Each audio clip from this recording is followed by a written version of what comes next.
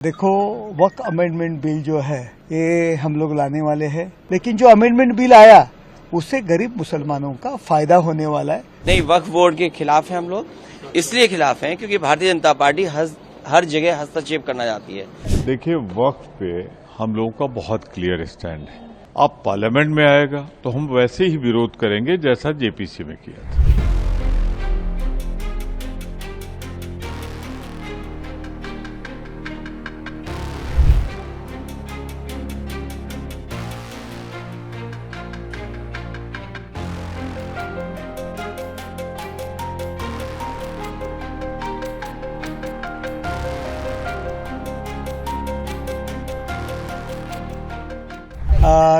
देखो, वक्त amendment bill जो है ये हम लोग लाने वाले हैं। हमारे गट नेता श्रीकांत शिंदे जी ने भी एक्स पे आज पोस्ट किया है कि जो हमारे महाराष्ट्र की जो राजनीति चल रही है, यूबीटी वाले उसके खिलाफ, अमेंडमेंट बिल के खिलाफ वो सपोर्ट नहीं करने वाले, बल्कि वो हिंदू हृदय सम्राट शिवसेना प्रमुख माननीय बाला साहेब ठाकरे जी का वारसा बताते हैं।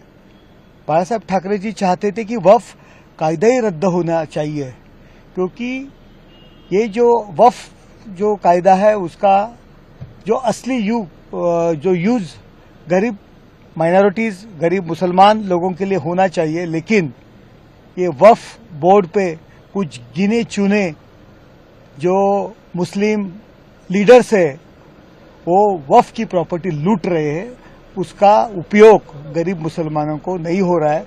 लेकिन जो अमेंडमेंट बिल आया उससे गरीब मुसलमानों का फायदा होने वाला है। उनकी शैक्षणिक प्रगति होने दो, उसका सामाजिक जो बड़प्पन होना चाहिए, मेडिकली उसका यूज होना चाहिए, बच्चों को शिक्षा मिलनी चाहिए। ये प्रॉपर्टी सिर्फ कोई गिने चुने लीडर लोग खा रहे हैं। इसके खिलाफ गवर्नमेंट ने ये जो बिल लाया है, ये सब लोगों ने गरीब मुसलमानों के फायदे के लिए वो मंजूर होना चाहिए। और जो अपोजिशन के लीडर है, अपनी जो रियासत है वो वक्फ बोर्ड पे जताने के लिए और वोट बैंक के लिए गरीब मुसलमान लोगों को भड़का रहे हैं। लेकिन असल में ये बिल गरीब मुस्लिम लोगों के फायदे के लिए आया है।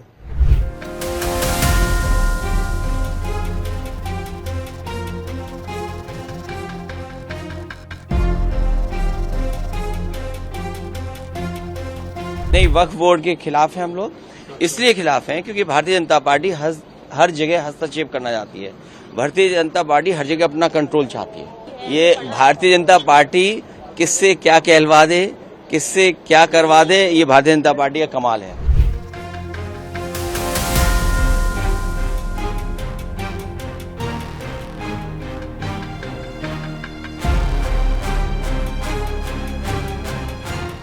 देखिए, वक्फ पे हम लोगों का बहुत क्लियर स्टैंड है। जेपीसी जब बनी थी तो हमने अपने सारे ऑब्जेक्शन, संशोधन सब रख दिए थे, वहां उसे माना नहीं गया। अब पार्लियामेंट में आएगा तो हम वैसे ही विरोध करेंगे जैसा जेपीसी में। देखिए, मैं अपने विचार रखूंगा, मुझे नहीं मालूम किसके क्या विचार है। संभवतः कल पार्लियामेंट में पेश होने वाले वक्फ संशोधन बिल पे पूरे देश की नहीं, पूरे मुस्लिम समाज की निगाह भी जमी हुई है। लगभग 9 लाख एकड़ वक्फ बोर्ड की जमीन, जिसपे बहुत से लोगों ने इल्लीगल कब्जा भी बना रखा है, अगर संशोधन बिल द्वारा ये जमीनों पे कब्जा वापस लेके मुसलमानों के हित में अगर संशोधन बिल आता है तो निसंदेह हमारी पार्टी उसका समर्थन भी करेगी।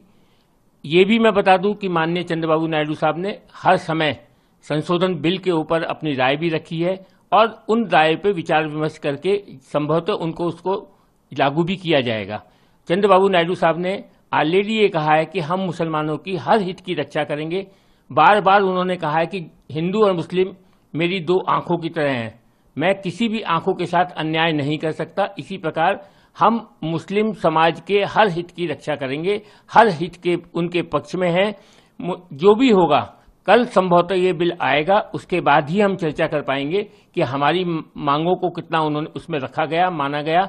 उसके बाद ही हम इसके बारे में अपना कमेंट्स करेंगे। लेकिन मैं मुस्लिम समाज को ये आश्वस्त कर दूं कि चंद्रबाबू नायडू साहब 100% 100% मुसलमानों की साथ हैं, मुसलमानों के हित के लिए हैं, मुसलमान समाज के साथ हैं। बिल आने के बाद ही इस पर निर्णय लिया जाएगा। कल संभवतः इस बिल को पेश किया जाएगा, उसके बाद ही हम इसके बारे में कुछ कह सकते हैं। Opposition has no other job. They have to protest. That is their job.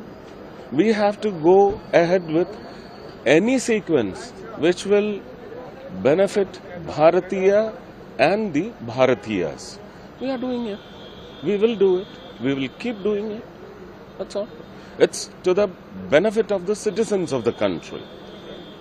Let them all join and become one fold called the citizens of the country. Then they will not have a problem. So what? What is the controversy? Who has raised the controversy? It's all business, ma'am.